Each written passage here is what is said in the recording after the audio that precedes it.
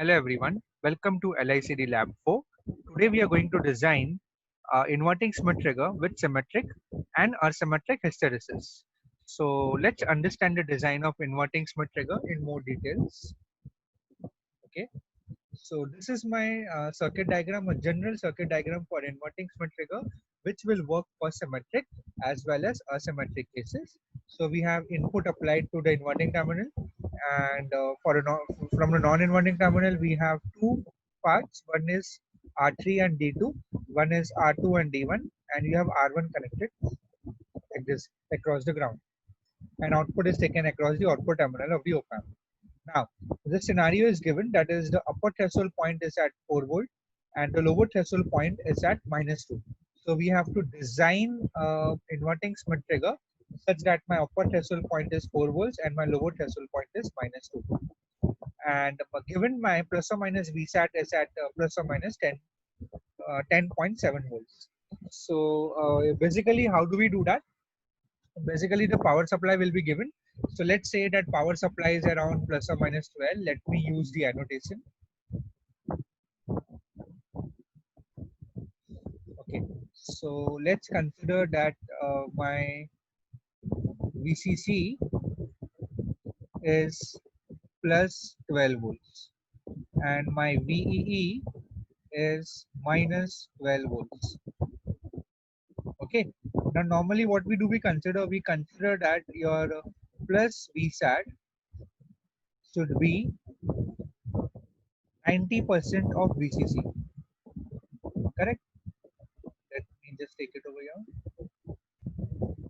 So if you do 90% of VCC, you will get around 10.6 close to.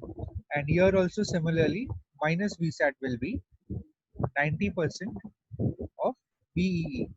So that will come out to be minus 10 point something. So that's what we have determined over here. Okay, so that's why how we have taken at plus or minus VSAT close to plus or minus 10.7 volts. I hope that this is clear. Let me clear it. Yeah, okay, fine. Okay, let us proceed. So our scenario number 1 is for UTP equal to 4 volts. So for UTP equal to 4 volts, my output is basically at plus VSAT and it is will be at a plus 10.7. So if output is at plus 10.7, which diodes from this circuit will be on? Output is at positive 10.7. So yes, you are thinking correct. So diode D1 will be on and D2 will be off. So diode D1 will be on when D2 will be off. So whenever D2 is off, it will be replaced by open circuit. So this R3 and R2, this D2 will become redundant. So your circuit will become like this. Okay, agree? So right now the state is that output is at plus 10.7. So my diode will be on. Diode takes around 0.7 volts to turn on. So this will be my feedback part over here. So here it will be, this is R2, this is R1. So this voltage is at 10.7, this is at 0.7 because it takes, we have to apply 0.7 voltage externally to the diode to make it turn on. And this is followed by R2 and R1. And this is my V plus terminal basically. Okay, non-inverting terminal.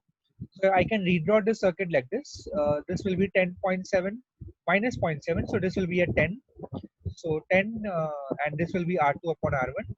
So basically V plus will be, if we apply a simple voltage division rule, it will be R1 upon R1 plus R2 into plus 10.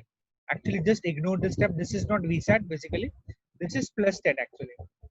Okay, whereas your VSAT is at 10.7. So just ignore this step. So your V plus is nothing but your VUTP whenever V out is at VSAT. So here at VUT will become R1 upon R1 plus R2 into plus 10. So just ignore this point. Okay, it is not a VSAT actually. Okay, fine. So in this particular case, this will be VUTP is around 4 volt is equal to R1 upon R1 plus R2 into 10. How we got this 10? 10.7 minus the diode voltage, that is around 0.7. Now we can cross multiply, so it becomes 4 times R1 plus 4 times R2 equal to 10 R1. So 4 times R2 will become 6 R1. We substitute R2 will be 3 by 2 times R1. You can assume the value of R1 as 10k. So the value of R2 will come out to be 15 kilo. Okay, so that's how we design the value of R1 and R2. Fine. Now for the second scenario, for your VLTP, my VLTP is -2. So whenever VLTP is -2, my output is at minus VSAT, that is minus 10.7. So year over year, my output is at minus 10.7. So which diode will be on? So yes, you are thinking correct. Diode D2 will be on, D1 will be off because the anode voltage is less than the cathode voltage, and your D2 will be on because the cathode voltage, the anode voltage is less than the cathode voltage. So whenever that D2 is on and D1 is off, D1 becomes redundant. So we can remove this part. R2 and D1 will disappear from the circuit, and your op-amp will become like this. Will behave as like this. So right now the situation is V out is at minus 10.7. My diode, when it is on, it is behaving as a a battery of 0.7 volts, and we have R3 and R1 connected over here. So basically, one thing is written wrong. This should be, yeah, that's correct. V plus. So right now, V plus should be, we can apply a simple voltage divider rule. So here we have minus 10.7 plus 0.7. So hence it become as minus 10. So we can connect this diagram in this way also. So minus 10 we have followed by R3 and R1, and we have V plus taken from here. Here it is V plus. Just a modification of this diagram. So how we can write V plus? V plus will be by simple voltage division rule, R1 upon R1 plus R2 into minus 10.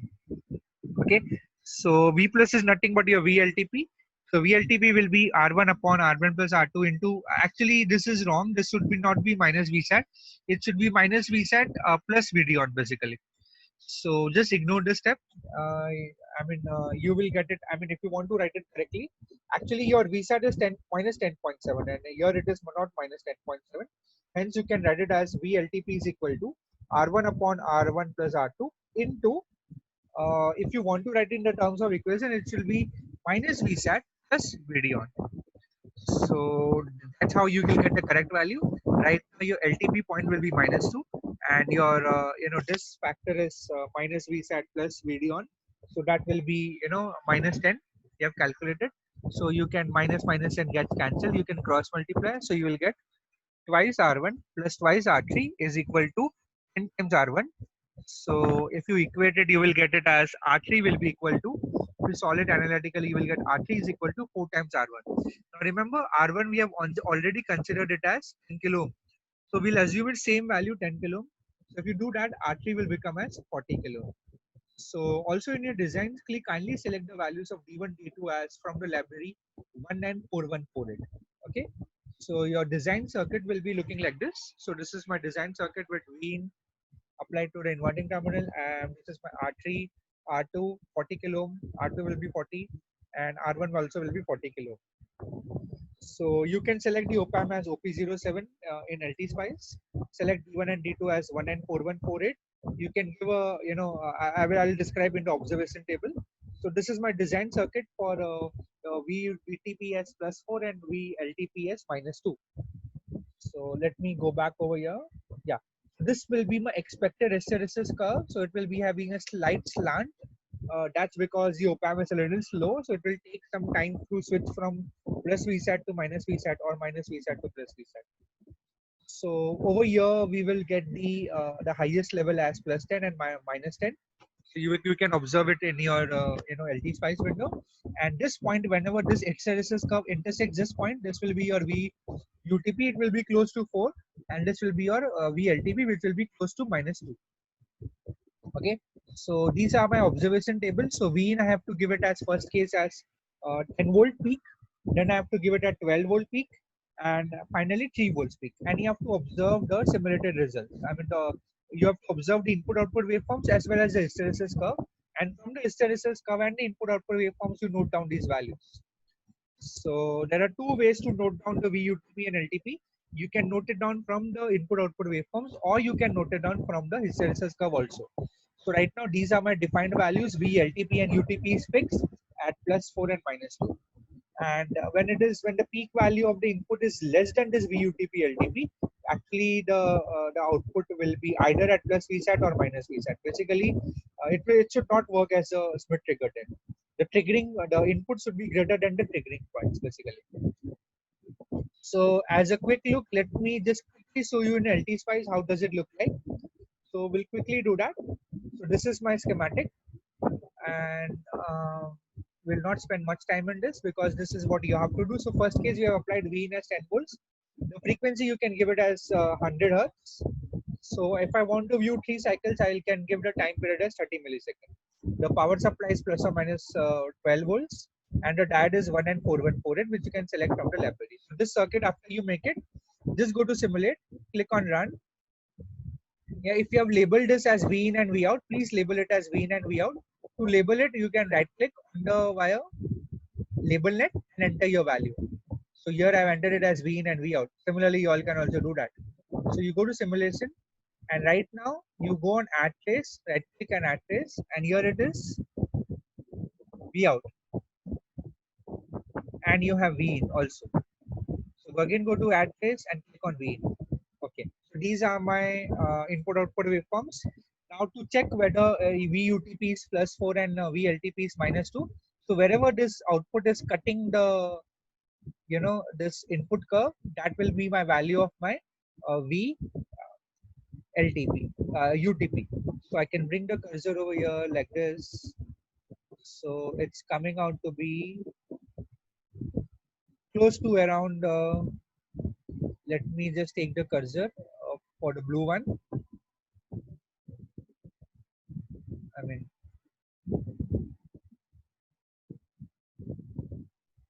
okay. So this value is coming out to be nearby around 4.34. That's fine. That's absolutely fine. So this way you can, let me determine it accurately. Yeah. So my VUTP is 4.39, and theoretically I'm getting around 4. It should be 4, but that's okay. That's fine. Absolutely fine. Let us check the VLTP point. So VLTP point, whenever the input crosses this, so as you can see, it will be close to, if I place the over here, cursor over here, my XY coordinate is visible on the extreme left corner. So you see this point is around minus 2.36. So even if I want to do it from here, like this, let's right click over here, cursor, and I'll bring it near. It's also coming out to be minus 2.36. So this is my VLTP point. And now let's check the hysteresis curve. So for hysteresis curve, you need to right click on the time axis and change this as V of V in. Now remember, this will work only if you have labeled the input node as V in. So this is my hysteresis curve.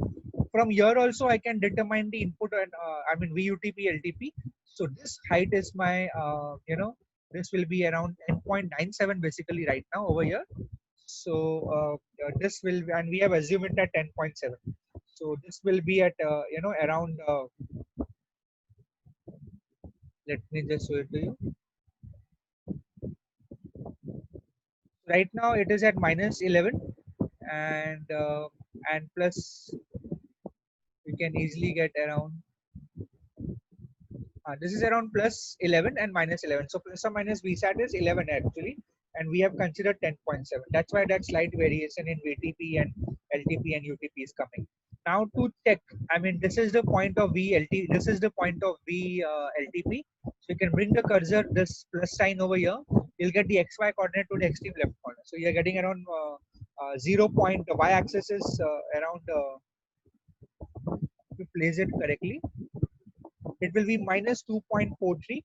So you are expected to get minus 2, but you are getting minus 2.43, and here it is around minus 4. Plus, look carefully, plus 4.47. So this is the way you can check it from hysteresis curve also.